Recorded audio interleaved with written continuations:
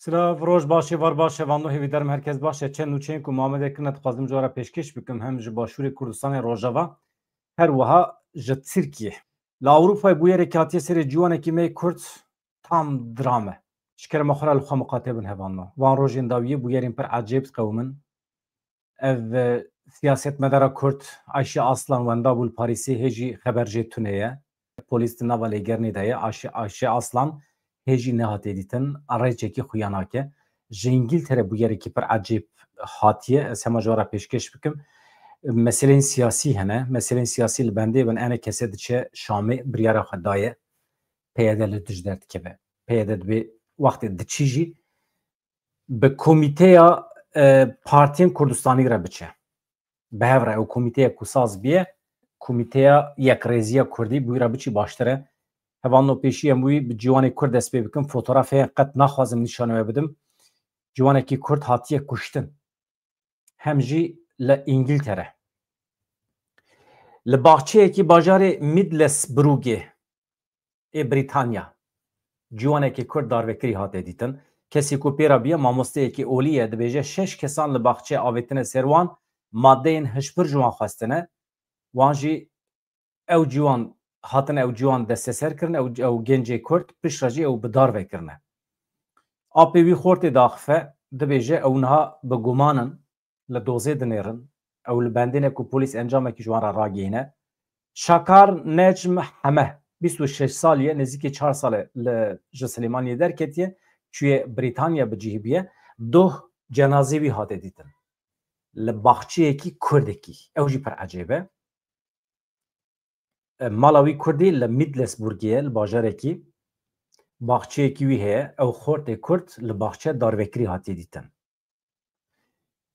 Niha şahidê bi tenê ê meselê heye ew jî Selhedîn Ebdulkerîm e mamosteyekî olî ye ka em goh bidin şahidiya wî çi dibêje heqeten li Ewropayê divê em xwedî li xwe derkevin hevano dikare were serê her kesî bu yerên bi vî şeklî.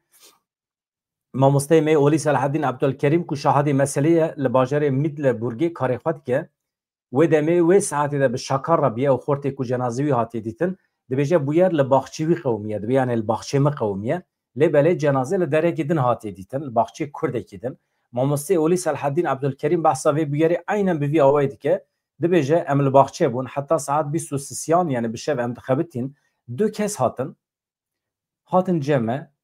gotin ew amadene alîkariya wan bikin. Lê dibê me red kir me got ji me re alîkarî lûzum nake. Selhedîn Ebdulkerîm qala wan keliyan dike dibêje dema ku me xwest em vegerin êrişê me kirin ji nişkeva. Cilê wan kesan reş bûn maskel berdevê wan bûn û dibêje em her yek baweyekî reviyan da aliyê xwe de xort alîkê de çû ez alîkê de çû em tirsiyan dibê min çû xwe veşart di nava daran da em min telefonê polîsan kir lê berê ku polîs bigêjin cî bu yerê dibê wan ez girtim. Yani ew jî dikar û bahata kuştin. Li gorî gotina me li Selhedîn Ebdulkerîm ew kes bi îngilîziyekî pir baş daxifîn henekî wan dişibiyan ez navê behsa welatiya nekim ya. Mesela behsa Arnavûdan dike divê dişibiyan Arnavûdan lê dibe ku kesê din bin jî dibe îşkence li min kirin kêr dan ser stûyê min dibe gotin yani ji min xwestin ku hevalê min li ku derê got nizanim yani. Digot ji min pirsîn derman li ku derê mexseda wan derman yani maddeyên hişbir. Bawer dikim di nava hin karan da bûn ew kesî ku hat li me geriyan ve haya me ji meselê tune ye belkî jî mesele şaştî biye belkî jî di ekîban da hin şaştî kirine li kesên cuda digeriyan lê belê dibê em rastî wan hatin dibê me got na hûn şaşin em karê derman merman nakin ez li virim li baxçê xwe dişixulim wekî din dibê pirsa şakar ji min kirin dibê karê me bi te tune ye ciyê derman nîşanê me bide em te serbest berdidin min got haya min jê tune ye û welhasil dibê kêr dan stûyê min eyn dibê weke fîlman tam dema ku kêr didan li ser stûyê min bû polîs hatin. Polîs dibê hatin ciyê bu yerê dibe ez wisa bi saxî filitîm. Em bi polîsa re çûn baxçe heta nêzîkî saet 3 destê sibê me gazî şakar dikir lê me ew nedît. Ne dengî wî hat ne rêça wî xuya dikir. Wekî din dibê roja din saet bû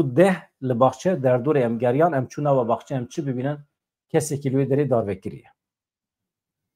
Bu yer heqeten pir ecêb e. Ev dikare were serê her kesî. Dibê merû li xwe miqatebe hevanno. ام چون هندر مدید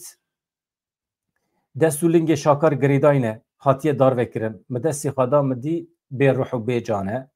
دبی از بلز درکتم مگدیس گازی پلیسان کر ماده دبی مدیا یا بریتانی لگل بلاف کرنا وینین باخچین و دری جی توانه دبی نشاندایه راگهاندیه جهر کسی را تیم که پسپور شوپاندنا توانش بود دیتنا توانبار لجی بویرینه لدلیلان دیگرن حتی ایروجی کس نه هاتیه گرتن هر عجیب آپ شاکار جید بجه ام حتی و ساعتی ام کسی سوجبار نکن ام بندا لیکولینین پولیسانه کامرا هنه پولیسین بریتانی هنه نهاد خبتن که ام بنیرن دبی ام آنها تنه به جنازه را علاقه دردبن اوتوپسی بداوی به ام دخوازن جنازه خواه بشین باشور کردستان باجار سلیمانیه ام جیجوی داری جمالبات را سرساغید خوازن دبی ام بکاربن وکه سازین کرد و کردستانی لاوروپای خودی لحب در بکیون خودی لخورتی خود در بکیون نه یعنی ری ندین که خورت ما حوجین مادین هشبر ببن یعنی جی بکیون نووان کارا دبی مرو ریخستنی خواه مزن بکه برفره بکه و یا حقیقتا دما گنجه که مدکیون و سوچه که دبی ام خواه برپرسیار ببینن چما معنی کاری ام وی خورتی بکشین جم خواه کومله ما سازی ملکو درینه انا حمی پرسن دبی مروف حقیقتا خودی لملت خواه یل اوروپای درکبه وكيدن دوشيه كيدن يا قضاء هوانو لسريا عمود قامشلو عربيه كي جوريا محاوي قضا كريه ده انجام ده جوانه كي ملوي دري جيانا خوش دستا شرف خان خليله 38 ساليه ج عموديه عربه داجود قضا كر جيانا خوش دستا كسي كيدن جي احمد داودي گراني بريندار بو او جرا كرنا نقاشخانه ام هيويد كن راوشوي باشتر به جوي دري ام جمالباتا شرف خان خليل راجي سرساغيت خوازم قضا بلای به وی شکلی البته چه دبن لدی ساجی دبی مروف بال داربه دشته کی مروف بکه تونه قضا ته لی مروف تدبیری خواه بگیره اما لأوروپا حقیقتا دوان دمین داویده هم نجات پرستی زیده بیه راستگری زیده بیه و گنجین ما یه ایرو دخوازن هما جنشکوا ببن خودی پره ببن خودی مال و ملک جکده هنه که دور دیکهون دبی مرو بکار به هشمندیه که دناوا گنجی خواه جوان خود آوا بکه که اساس مسئله حضوره آرامیه نه قزنجا پره اساس مسئله زانیاریه زانبونه علمه مروف دبی خواه و میجی خواه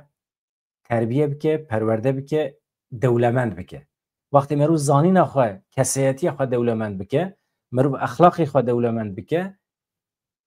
معنی مال دنیای تونه مال دنیا چه و هبه ده مرو خواه خودید که یعنی به شکلی که اما یا مهم مرو کسیتی خواه هنک دولمند بکه نه هبونا خواه هبان نو نها جبیر نکن وی واری برنامه که ما یا تایبت هی ساعت 21 ده امی چی بکن باوی که زندی ما مسته سپور و تبلی ببه که بنرن و چوابه نانو چند دقیقه داویدن از همه جوار رادگینم باشه جبیر نکن وی واری ساعت 21 ده ما مسته شمال بشیری و مرابه سیاست روشت نوین یا کردان به تایبتی اف پی واژوی کل ترکیه هاتی دست فکری گلو دکاره باندور ل ایرانی بکه ایران و گلو بکه و نوا چرخا دموکراسی کو رزدار öcalan پیشنیاز دیگه ev mühime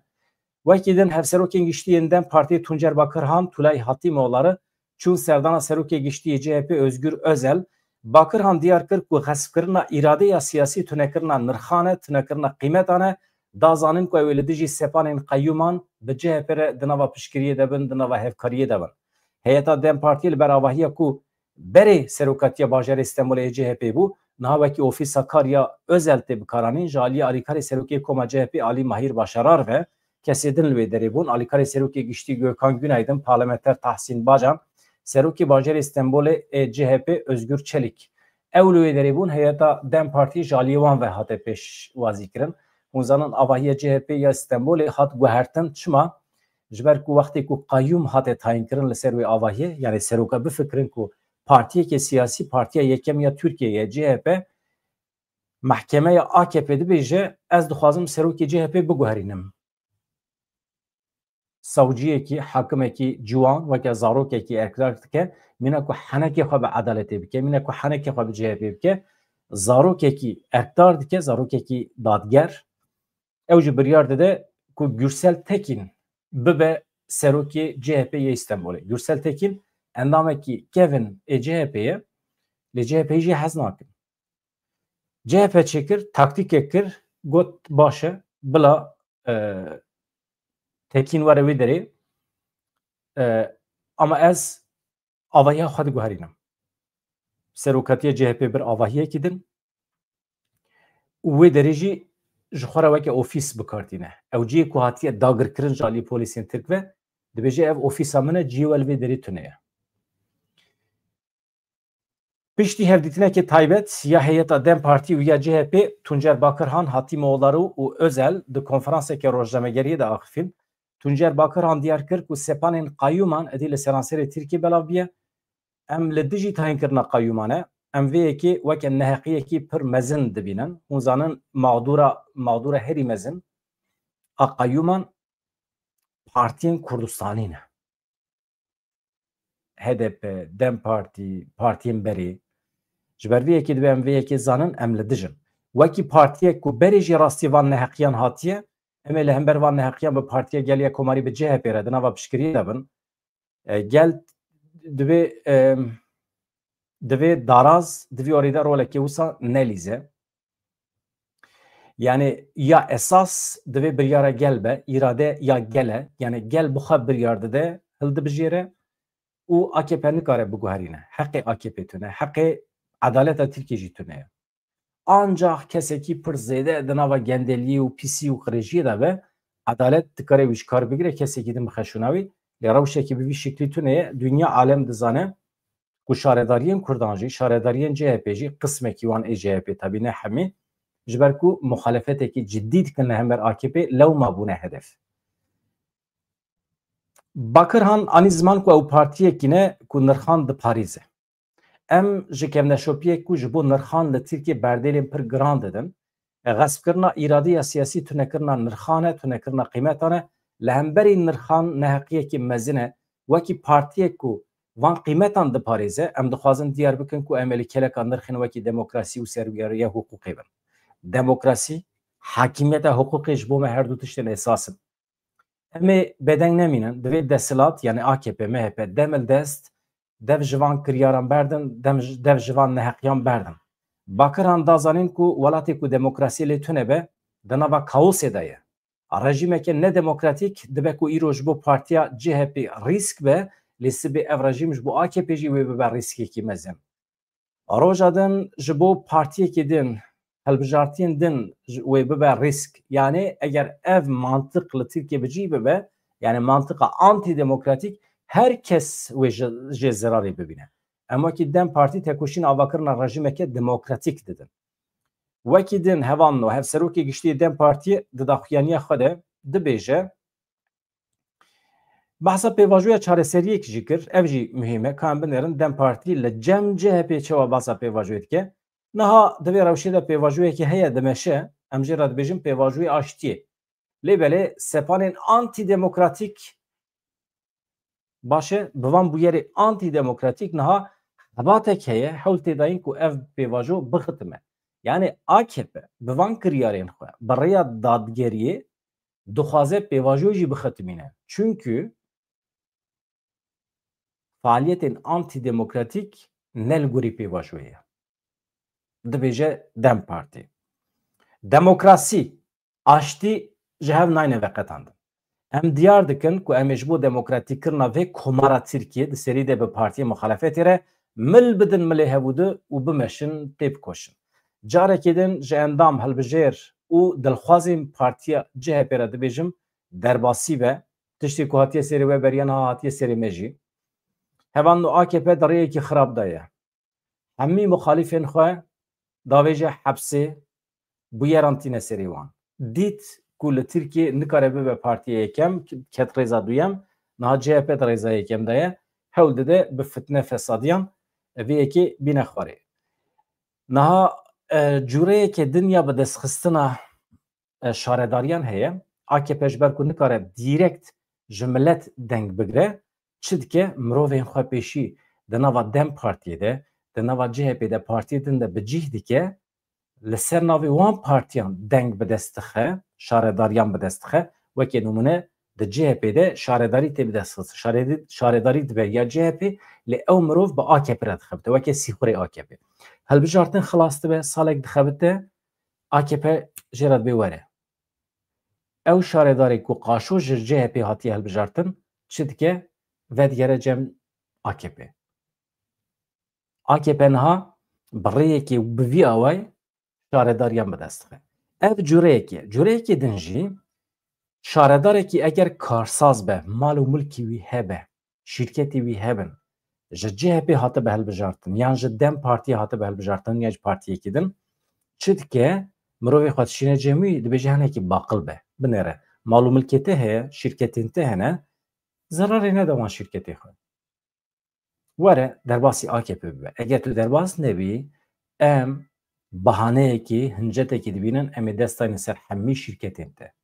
wê demê malbata te zirar dibîne binêre sed du sûd kes yan jî hezar kes fayde dibînin ji van şîrketên te ew ê hemî mağdûr bin çi dike bi şiklekî bi rêyekî xweş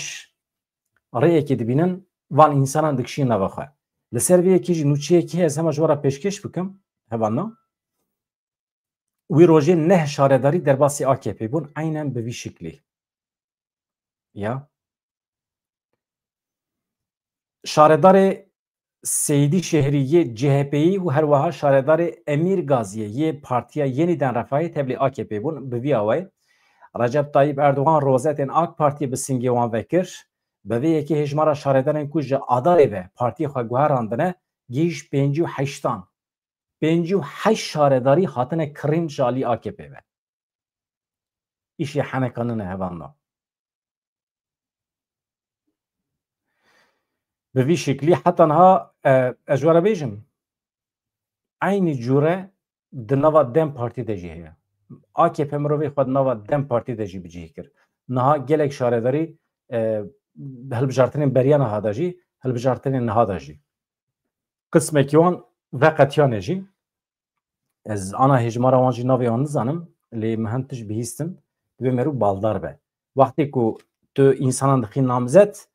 dibe kesiyetiya wî rabirdiya wî ji kîja malbatê ye çewe ye tekîliya wî bi kîjan aliya re heye dibe sedî sed merûv pê bawer be û bike namzet yani bêexlaqiyekî mezin e merûv li ser navê partiyekî ji însanan deng werdigire van dengan tu çî teslîmê partiyekê din dikî halbikî ew deng neyê te ne ê xelkî ye ê partiya te ye herkes vê yekê dizane ama sextekarî ye AKP divê tenezulê tiştekî wisa neke normal şertan de ev sistem dikare bibe sebebê hilweşandina pêvajoyê ji ber ku pêvajo bi armanca demokratîk bûnê ye ê madem muxatabê te raqîbê te hereketekî li dijî demokratîk bûnê dike divê tu li dij derkevî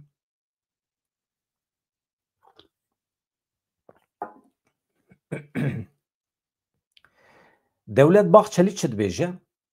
yek ji revebirên vê pêvajoyê Dewlet Bahçeli di derbarê pêvajoyê de diyar kir ku pêvajo gav bi gav berdewam dike hem li nava xwe hem jî li derva egera provokasyonan heye yani xeterî heye ku hin provokasyon çê bibin halbikî qasta CHP dike ha CHP dibêje em mafê xwe rewa bikartînin em li ber xwe didin li ser me êriş heye em mafê xwe ê xwe parastinê bikartînin ama Bahçeli jî antidemokratik tevdigere CHP sucbar dike ku li nava kulanan provokasyonan pêktînin cemawerî û xelkê berdidin hebûdu halbikî rast nabêje Dewlet Bahçeli ez dibêjim hinekî serî li dere wan dide bê ku nav bide rexne li bangawaziya serokê CHP Özgür Özel kir derketina kolanan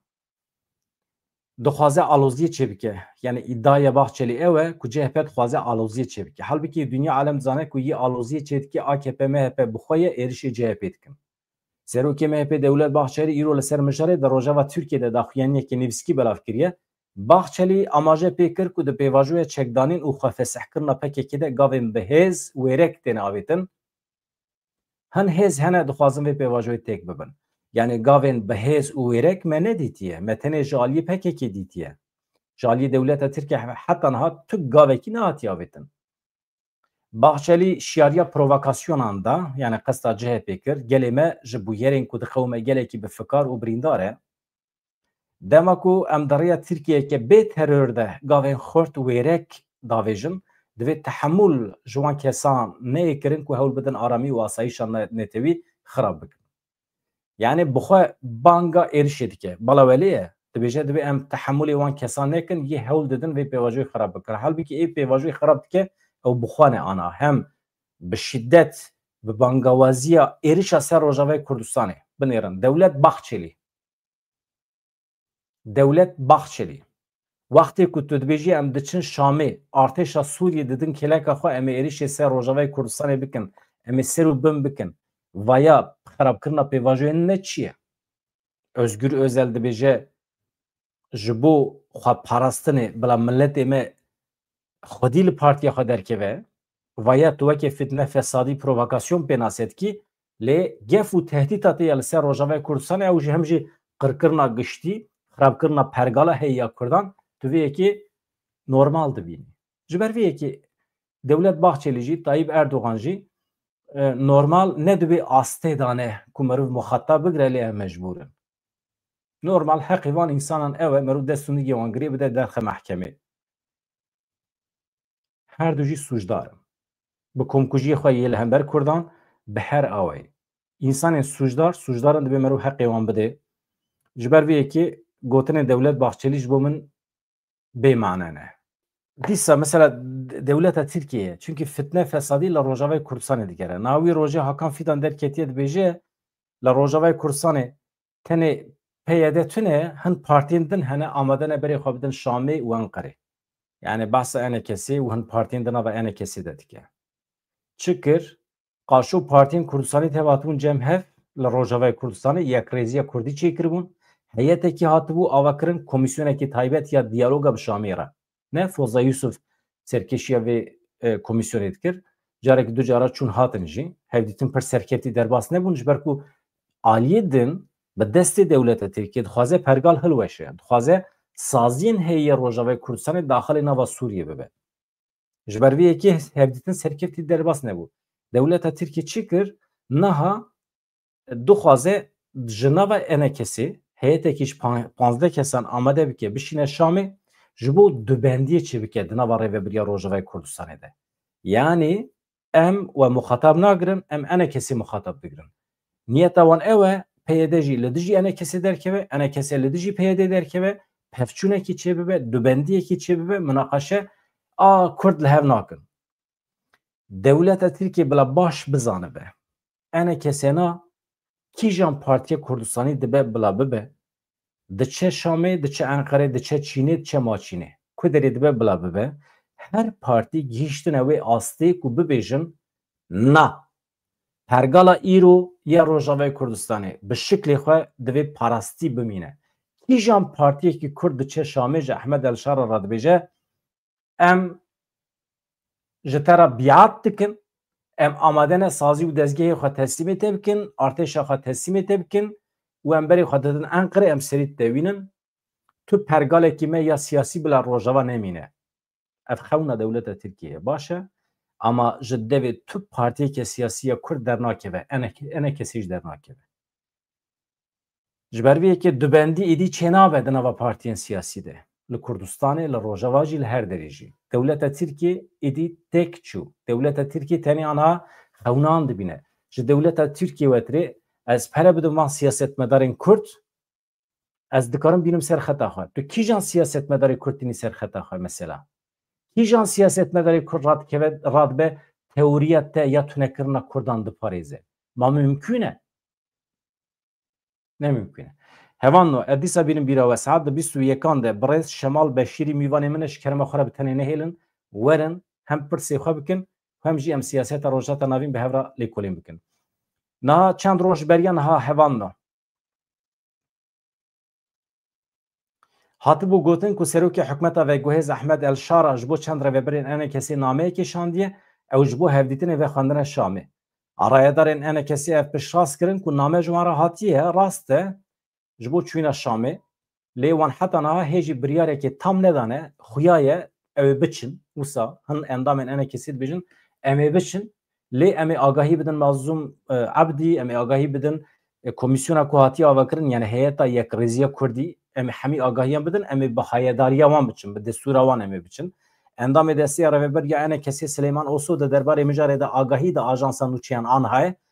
diyar kir ku name ji wan re hatiye xişandin rast e Oso da zanîn ku ew vê yekê erênî pozîtîf dibînin hevdîtin giring e lewma ew ê biçin Şamê lê dema hevdîtinê hêne diyar e Oso destnîşan kir ku biryarên konferansa Yekrêzî û Yekhelbestiya Kurdî ji bo wan gelekî giring in yani biryarên ku roja 26 Nîsana 2025 di konferansa Yekrêziya Kurdî de hatine girtin em girêdayî wan in lê divê em biçin Şamê yani eger em neçin Şamê şaş e di konferansa Yekrêzî Yekhelbestiya Kurdî de ku hemû partiyên Kurdî yê Rojavayê Kurdistanê Sûriyê tevlî bûbûn biryar hatibû girtin ku şandeyekê hevpar were avakirin pirsgirêka Kurd û Kurdistanê berya vê şandeyê li gel Şamê were guftûgû kirin piştî konferansê çarê Nîsana 2025 şandeya Kurdî ya hevpar ji bo diyaloga bi Şamê re hatibû avakirin şandeyê heta niha çend caran di nava xwe de hevdîtin çêkirin lê hin neçûne endama şandeya hevseroka giştî ya pêyê Pervîn Yusuf da axife ka em bindirin Pervîn Yusuf çi dibêje hevseroka giştî ya pêyê ye di derbarê çûyîna Enekesê de dibêje wan li ser mijarê bi Enekesê re hevdîtin pêkanîne me ji wan re diyar kir bi zimanekî pir vêkirî pêwîst e biryara çûyîna Şamê ji aliyê şandeyê ve bahata dayîn ne ji aliyê Enekesê ve şandeya ku derketiye ji vê konferansê û heyeta meşhûr Yekrêziya Kurdî dibe biryara çûyînê ji aliyê wan ve bahata dayîn biryara yekalî dibe em nikarin qebûl bikin divê tu kes bi serê xwe vê biryarê nede em li dijî çûyînekê bi vî rengî ya Şamê ne hevan da ew jî bi vî şiklê dibêje wekî din hûn zanin meseleya Enekesê pêye de bi vî şiklê em bêhêlin vê gavê tenê em bînin bîra xwe ku Enekesê heyetekî ji 15 kesan e 10 kesan e hê biryar tam nehatiye girtin roja wî jî ne diyar e ew ê biçe Şamê lê pêyê de dibêje ez bi vî şiklî qebûl nakim ne rast e divê ew ekîba ku hatiye saskirin divê ew biçe şandeya taybet ya ku ji konferansê derketiye li gorî prensîban divê mirov tevgere hevanno hûn zanin İsraîlê êrişê gelek deveran kir êrişê Yemenê jî kir ser Husyan mesela êrişê Qatarê kir niha endişe tirs ew e tirsa dewleta Tirkiye gelo İsraîl êrişê baregehên Hamasê yên li Tirkiye bike neke ew jî Tirkiye xwe dipiş NATO de vedişêre em endameke NATO ne İsraîl wê zû bi zû êrişê welatê me neke bersiva Amerîkiyekî heye gelekî balkêş e Michael Robin dibêje bila dewleta Tirkiye xwe dipiş NATOyê de veneşêre İsraîl wê êriş bike ew dewr derbas bû we bala xwedayê vê serî sibê saet neha de min bernameyekê çêkir min eynî tişt gotibû Michael Robin gotina min dubare kiriye dibêje dewleta Tirkiye xwe dipiş NATOyê de veneşêre ew dewr derbas bû dibe tedbîrê xwe bi xwe bigire Artêşa İsraîlê roja çarşemê bi balafirên şer êrişê paytexta Yemen Sanayê kir dibin kontrola Husyan de ye herema El Ceffê Husyan ragihand ku di êrişê de 35 kes hatine kuştin 331 kes birîndar bûne berdevkî Wezareta Tenduristiya Husyan diyar kir ku dibe ku bîlançoya kuştiyan hê zêdetir bibe Artêşa İsraîlê jî ragihand ku di êrişan de kampên Husyan avahiya navenda çapemeniyê depoya sotemeniyê ya Husyan hedef hatine girtin hûn zanin ev Husî bi alîkariya İranê li ser piyane li Yemenê ji xwe li Yemenê Erebistana Siûdî û İran hatine hemberî hevû hikûmeta heyê ji aliyê Erebistana Siûdî ve tê destsekirin lê ya Husyan jî ji aliyê İranê ve tê destsekirin em jê re dibêjin şerê wekaletê her du dewlet li dijî hevû şer dikin ama li ser erdê Yemenê niha welatê wan jî dibiye du perçe şer û pevçûn heye lê İsraîl êrişê ser Husyan dike Husî jî dem bi dem êrişên êrişê ser baregehên İsraîlê dike. Em bidomînin niha nûçeya ku mixwast ji we re pêşkêş bikim gelo İsraîl wê bikaribe êrişê ser endameke NATOyê bike. Ez dibêjim İsraîl herçend endameke fermî yê NATOyê nebe jî endameke manevî yê NATOyê ye. Welatên serekeyên revebirê NATOyê piştgiriyekî pir vekirî didin İsraîlê. Amerîka herçend bibêje haya min tune bû jî em hemî pê dizanin ku balafirên Amerîkayê stotemeniya balafirên şer yê İsraîlê temîn kirine di rêya çûyînê hatine de 1500 kilometre di navbera İsraîl û Qeterê de rê heye. Balafirekî tam bi depoyekî nikare here êriş bike û bi aynî depoyê vegere. Nemümkün e. Pergala ku dikare ancak sotemenî bixewan balafiran ancak Amerîka dikare. Amerîka jî rê daye. Yani lambeya kesk vêxistiye ji bo çûyîna Qeterê. Hevan no. Niha saziyekî Amerîkî behs dike. Dibêje Michael Robin yani lêkolînerekî Amerîkî ye normal gotina wî rast derdikevin gotinê wî lêkolînerekî ciddî ye. Di analîzekî de bal dikişîne ser êrişa İsraîlê ya dawî ya li dijî berpirsên Hamasê ku li Qeterê pêk hat. Hedefgirtina Hamasê li Tirkiyê dibêje mümkün e. Robin di analîza xwe de bi bîr xist ku endametiya Tirkiye ya NATOyê wê ji êrişên İsraîlê neparêze. Endametiya Tirkiye ya NATOyê wê dewleta Tirkiye ji êrişên İsraîlê neparêze. Ji ber darbeya ku pêk were wê li dijî projeya dewleteke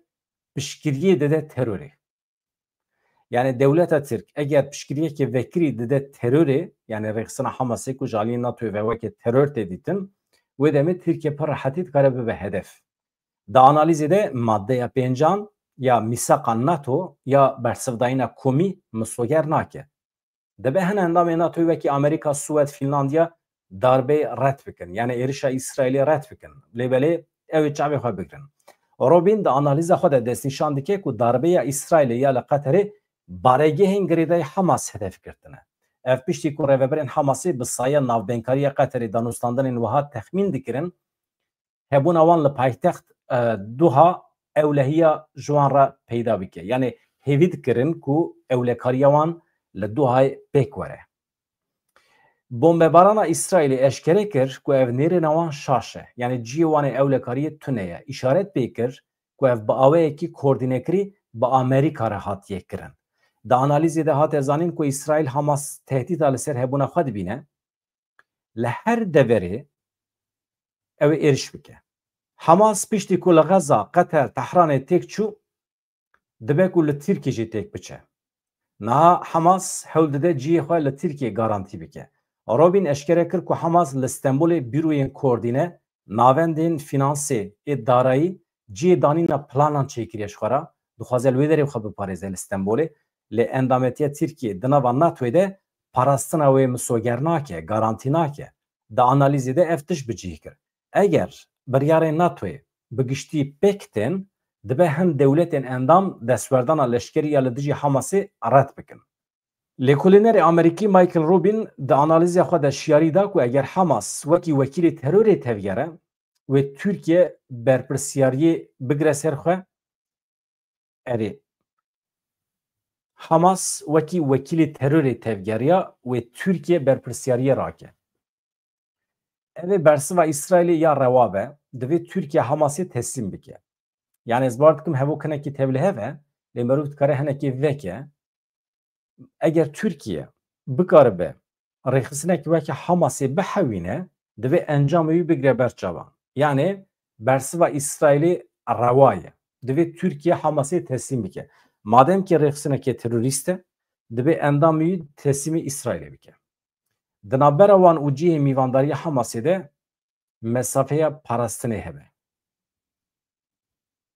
Di encama êrişa we ya İsraîlê ya li dijî Husiyên Yemenê de me gotibû 35 kes hatine kuştin. Hevan no. Niha mesele bi vî şeklî ye. Eger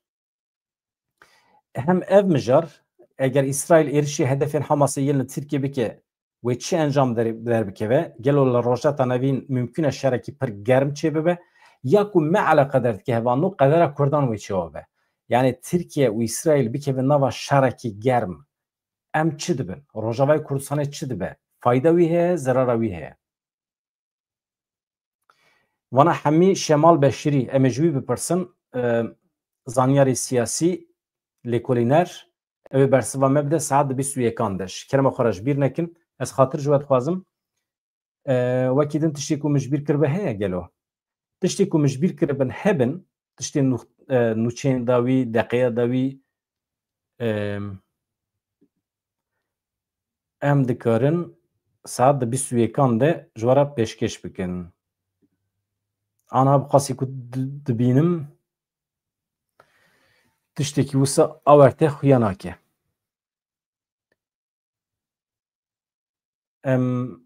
yani disaji yani gotine beradaydı ki Ömer Çelik yani acayip işte beradaydı beje yani çı ev camir hakikaten ne xudi ahlakı ki başe yani Kutbeddin Yılmaz bu endametiye Malatya ava her hebi em hevitkin ani birame hevan nuşkereme xora hunji hem bibin endam hem bibin abone hun çitkin bikin ve kanalê mezin bikin pêdiviya milletê me pê heye mühime. Dedemin peşme de hejmara hevalên wekê min ê ku bi istikrar weşanên Kurdî wê bidomînin zêde bibin. Name kampanyekê daye dest pê kirin. Xas hevalê me ê Kurdî axev, ê Kurdî fon, ê Kurdî zan hene. Hemî bila her yek ji xwe re kanalekî Kurdî vê bike. Awisa em bombardumanekî çê bikin. Em yeketiya xwe ava bikin. Di nava civakê de em hinekî dengê xwe bilind bikin. Zanîna xwe, elmê xwe, şîretên xwe, agahiyên xwe, her tiştê ku em dizanin em بدن هوال هوگری خو بدن هر کسی بلا نوا مده وسا خلک کبه زنجیر کبه مل بدن هودو ام زانینا خوشخوره نهیلن هباننا ام هودو بچوک نبینن her یک جمع 5 سال عمر کریه ام بنا خودی تجربه بنا خودی زانین ام دخوده نحوینن دخوده و نشیرن بلافکن